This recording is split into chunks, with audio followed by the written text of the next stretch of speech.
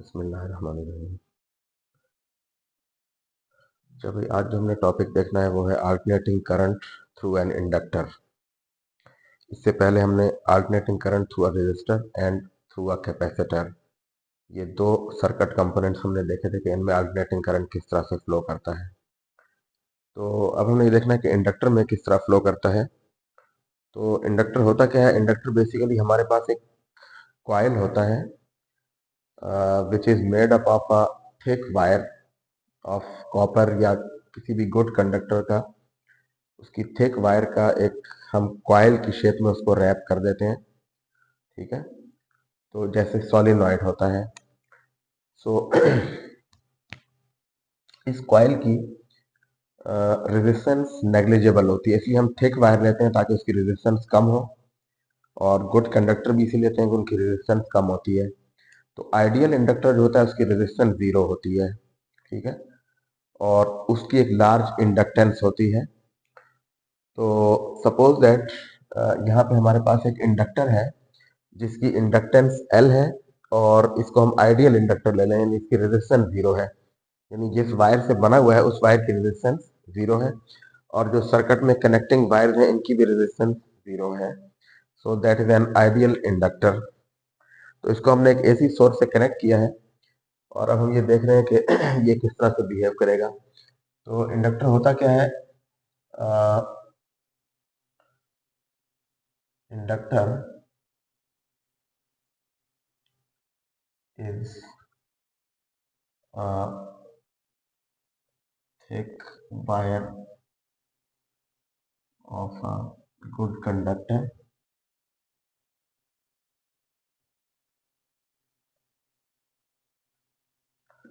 ठीक है, wound,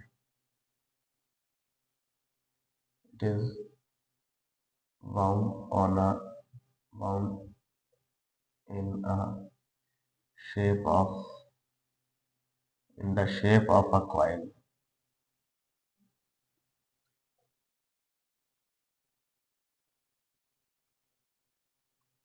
such that it has negligible resistance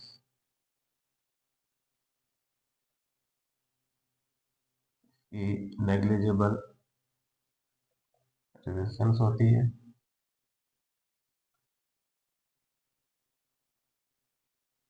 and a large inductance।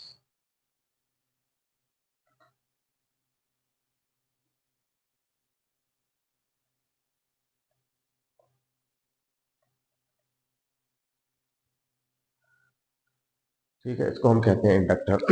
ठीक है, इसकी रेजिस्टेंस नेग्लिजिबल होती है, आइडियली 0 होती है, and it has a large inductance, और ये कॉइल की शेप में होता है। ठीक है, bound in the shape of a coil, जैसे सोलिनॉइड होता है हमारे पास, इसको आप चोक कॉइल भी कहते हैं।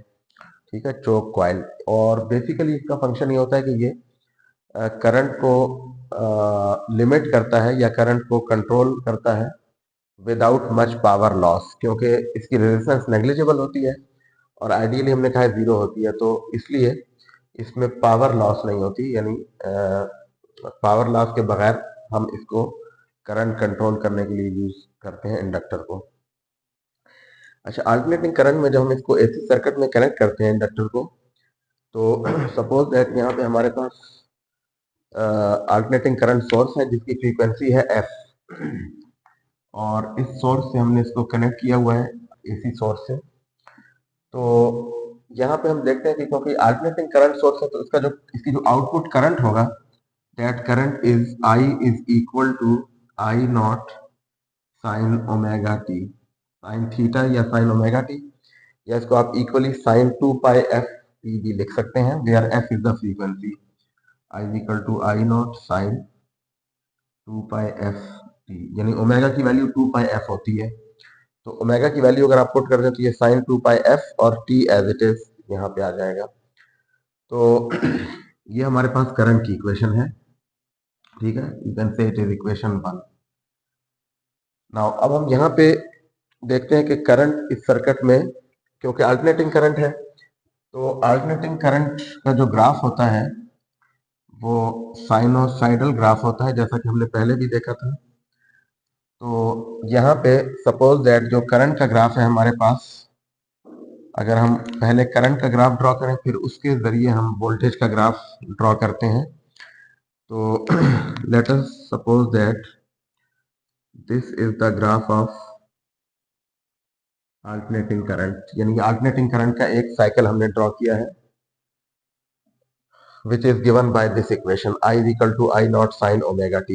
यानी यहाँ पे आप करंट ले रहे हैं y एक्सिस पे और x एक्सिस पे हम ले रहे हैं theta which is equal to omega T. ठीक है, यानी टाइम हम इस एक्सिस पे ले रहे हैं या थीटा ले रहे हैं। तो देखें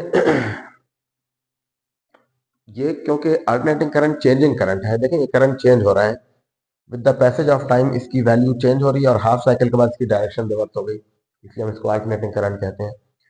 तो जब यहां से एक चेंजिंग करंट पास होगा इंडक्टर में से या कॉइल में से, तो इस चेंजिंग करंट की वजह से इसका मैग्नेटिक फील्ड चेंज होगा, क्योंकि जब कॉइल में से करंट पास होता है तो उसका एक मैग्नेटिक फील्ड होता है।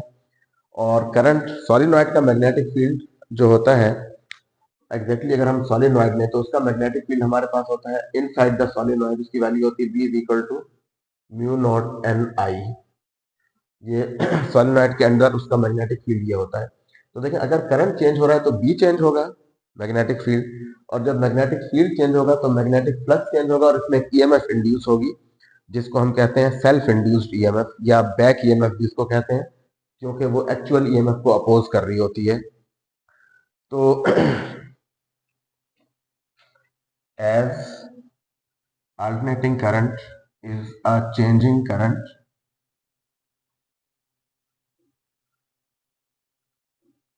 so an EMF is induced in the coil। जो हमारा इंडक्टर है जिसको हम कॉइल कह रहे हैं उसमें एक ईएमएफ इंड्यूस होगी which is known as in the coil called self induced EMF, और इसका दूसरा नाम है बैक ईएमएफ, क्योंकि ये बैटरी की ईएमएफ को अपोज करती है इसलिए हम इसको बैक ईएमएफ भी कहते हैं। और उस बैक ईएमएफ का मैग्नीट्यूड क्या होता है, बैक ईएमएफ गिवन बाय, वो कितनी होती है back EMF given by E is equal to, उसका मैग्नीट्यूड होता है L delta I over delta T, that is the magnitude of back EMF. और बैक ईएमएफ की वजह से हम यहाँ पे नेगेटिव का साइन भी लगाते हैं, लेकिन यहाँ फिलहाल हम उसका मैग्नीट्यूड देख रहे हैं। ठीक है, सो इसको अब बाद दफा हम ई एल भी लिखते हैं, EMF induced in the inductor, और एक्चुअली यहाँ पे नेगेटिव साइन भी आता है जो उसकी अपोजिंग नेचर को शो करता है, इसलिए हम इसको बैक ईएमएफ कहते हैं कि एक्चुअल ईएमएफ को अपोज करती है या चेंज इन करंट को अपोज करती है ये ईएमएफ। नाउ क्योंकि यहाँ पे हमने ये अल्टरनेटिंग करंट सोर्स कनेक्ट किया हुआ है और यहाँ पे बैक ईएमएफ इंड्यूस हो रही है, so to maintain a current in the circuit the magnitude of back EMF must be equal to the applied voltage। ठीक है, यानी this EMF must be equal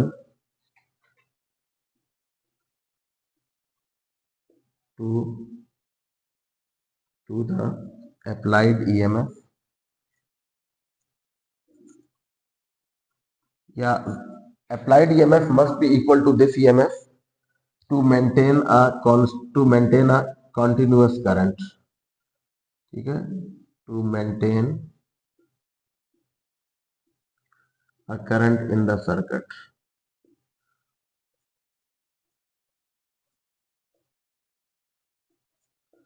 यानी हम चाहते हैं कि सर्किट में करंट फ्लो करे, तो उसके लिए अप्लाइड ईएमएफ का मैग्नीट्यूड इस बैक ईएमएफ के मैग्नीट्यूड के बराबर होना चाहिए। दैट इज, इसको हम मैथमेटिकली अगर हम लिखें तो अगर हम अप्लाइड वोल्टेज को V कहें, that is the applied voltage, applied voltage V is हमारे पास अप्लाइड वोल्टेज V क्या आ जाएगी, that is equal to L delta I by delta T, यानी अप्लाइड वोल्टेज का मैग्नीट्यूड बैक ईएमएफ के मैग्नीट्यूड के इक्वल होना चाहिए। ठीक है।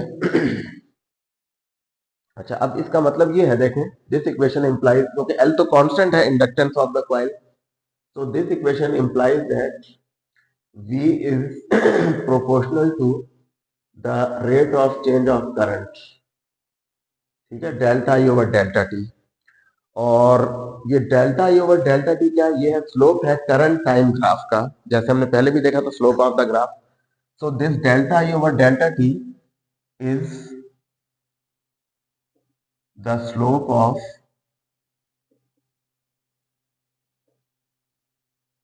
Current time graph. ठीक है, ये करंट टाइम ग्राफ का स्लोप है डेल्टा आई ओवर, यानी इसका मतलब ये है that is applied voltage is proportional to the slope of IT curve या IT ग्राफ। तो देखिए, जैसे वहां पे हमने देखा था कैपेसिटर वाले सर्किट में, तो वहां पे भी हमने स्लोप का कॉन्सेप्ट यूज किया था। यहाँ पे ये जो वोल्टेज है ये स्लोप के प्रोपोर्शनल है। इसका मतलब ये है कि देखें, जब slope means rate of change of current, यहाँ पे ये है rate of change of current with respect to time.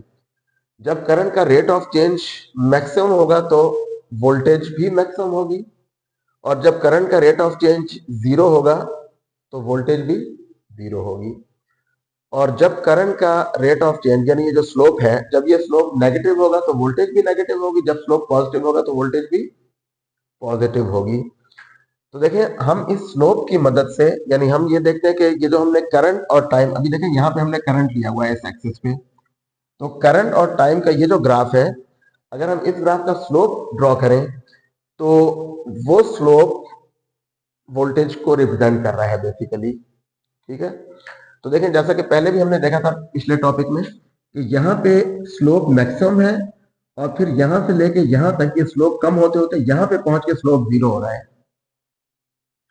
इसका मतलब है कि जब स्लोप मैक्सिमम है तो वोल्टेज भी मैक्सिमम होगी, और जब स्लोप जीरो है तो वोल्टेज भी जीरो होगी।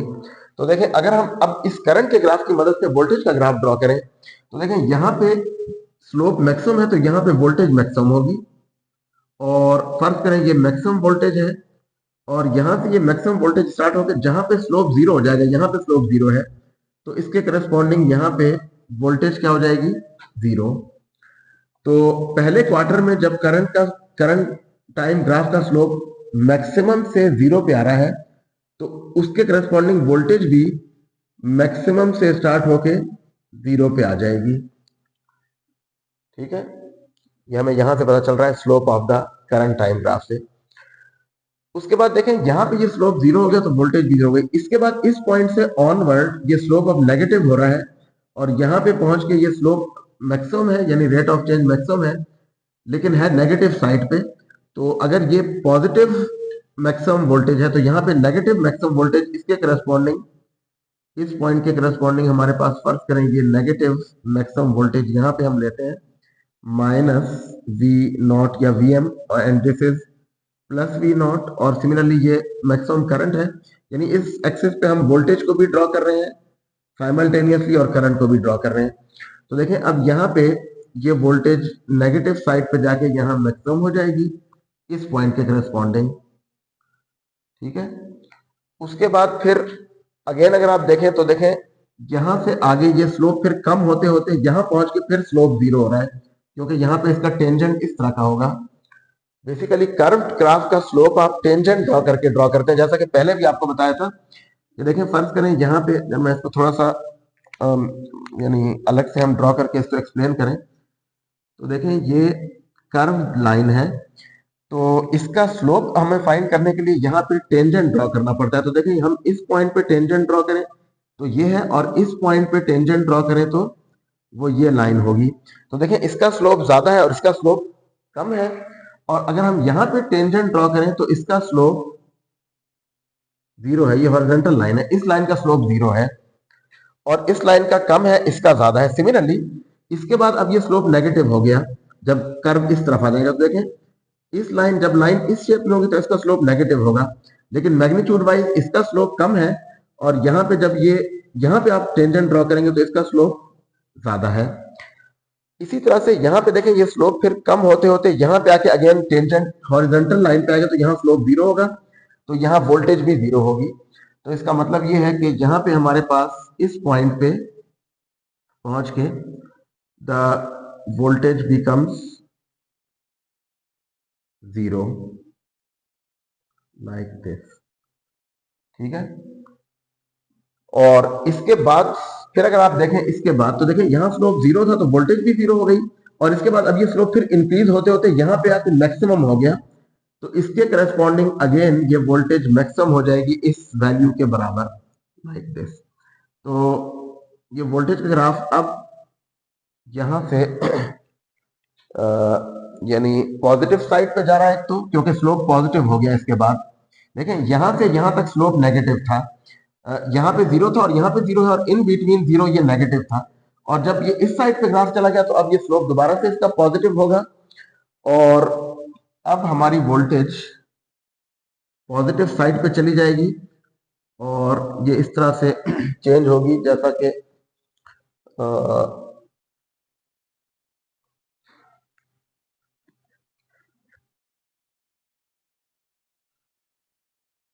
Like this. So this is the graph of voltage जो हमने ब्लैक कलर से ड्रॉ किया है, एंड जो हमने पहले ड्रॉ किया था that was the graph of current. तो यहाँ पे हमने करंट के ग्राफ से वोल्टेज का ग्राफ ड्रॉ किया है। पहले हमने करंट का ग्राफ ड्रॉ किया इस इक्वेशन से, और फिर हमने इस इक्वेशन से ये देखा है कि वोल्टेज करंट के रेट ऑफ चेंज के प्रोपोर्शनल है, rate of change of current with respect to time, यानी slope of the current time graph. तो हमने फिर ये देखा कि करंट टाइम ग्राफ का स्लोप जहां पे मैक्सिमम होगा वोल्टेज वहां पे मैक्सिमम होगी, और फिर करंट टाइम ग्राफ का स्लोप कम होते होते जीरो हो जाएगा, तो वोल्टेज भी वहां से कम होते होते जीरो है। यानी देखिए यहाँ पे स्लोप मैक्सिमम है तो वोल्टेज भी मैक्सिमम, और यहाँ स्लोप जीरो है तो ये वोल्टेज भी जीरो, और ये इन बिटवीन यहाँ पे कम होगी इस तरह से, एंड लाइक दिस, जैसे हमने ये ग्राफ ड्रॉ किया है। सो यहाँ पे देखें, अगर हम इस ग्राफ को देखें तो वोल्टेज पहले अपनी पीक वैल्यू पे पहुंची है और करंट उसके बाद पीक वैल्यू पे आ रहा है, यानी यहाँ पे voltage is leading the current. Capacitor में तो current was leading the voltage, यहाँ पे voltage is leading the current.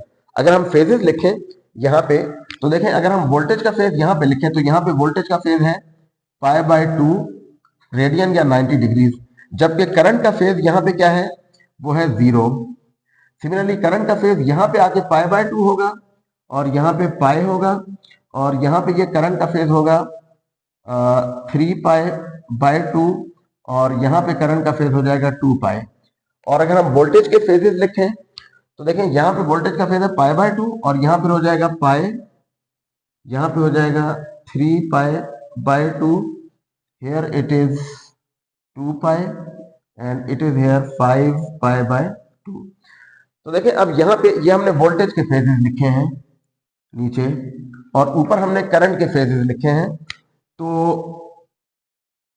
ये जो फेजेस लिखे हैं मैंने, ठीक है, ये करंट के फेजेस हैं, और इधर नीचे हमने वोल्टेज के लिखे हैं। तो देखें हर पॉइंट पे करंट का फेज कम है, वोल्टेज का फेज ज्यादा है। ये जीरो है और ये π/2 है, तो π/2 किसका फेज है, वोल्टेज का, और जीरो किसका फेज है, करंट का। सिमिलरली यहाँ पे ये पाई है वोल्टेज का फेज, और करंट का फेज है π/2, so it is less than this phase by π/2। यानी हर पॉइंट पे वोल्टेज का फेज करंट के फेज से π/2 ज्यादा है, ठीक है। तो इसको हम कहते हैं, this figure shows that voltage leads the current I, कितना लीड कर रही है, बाय π/2 रेडियन और 90 डिग्रीज, ठीक है। This graph shows that voltage V in this circuit, in the inductive circuit leads the current by π/2। एक चीज तो हमने ये शो की है ग्राफ ड्रॉ करके कि वोल्टेज लीड कर रही है करंट से, कितना लीड कर रही है, बाय π/2 रेडियन और 90 डिग्री, जबकि करंट इज लैगिंग बिहाइंड। इसको आप इसी तरह ये भी इक्वली हम ये भी कह सकते हैं कि current is lagging behind the voltage by π/2। तो करंट यहां पे लैगिंग है, lagging behind the voltage by pi by 2। ठीक है। अच्छा, इसका अगर हम फेज डायग्राम ड्रॉ करें तो देखें इसी फिगर से, इसी ग्राफ की अगर हम फेज डायग्राम ड्रॉ करें तो देखें हमने ये देखा था कि जिस वक्त वो अल्टरनेटिंग क्वांटिटी जीरो हो और जीरो के बाद पॉजिटिव साइड पे जारी हो तो वहां पे उसका फेज वेक्टर हॉरिजॉन्टल यानी पॉजिटिव एक्स एक्सिस के अलोंग होता है।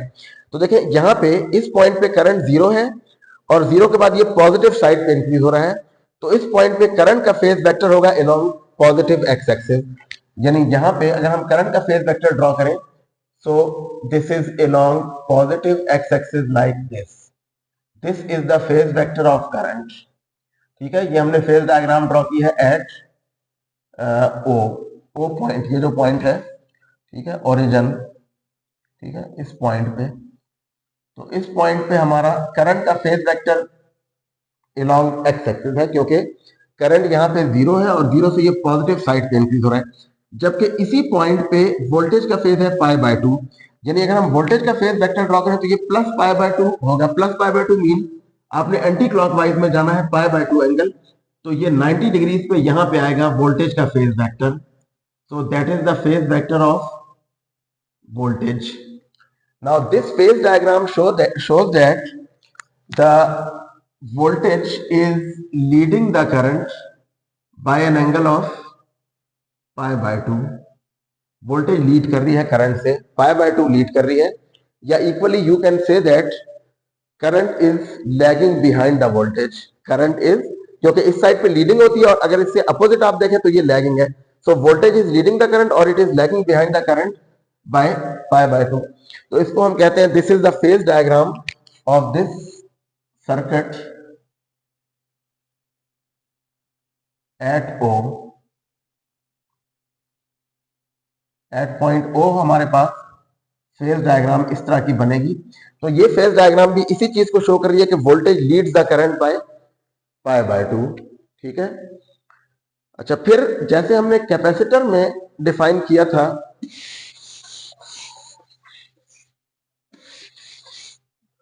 तो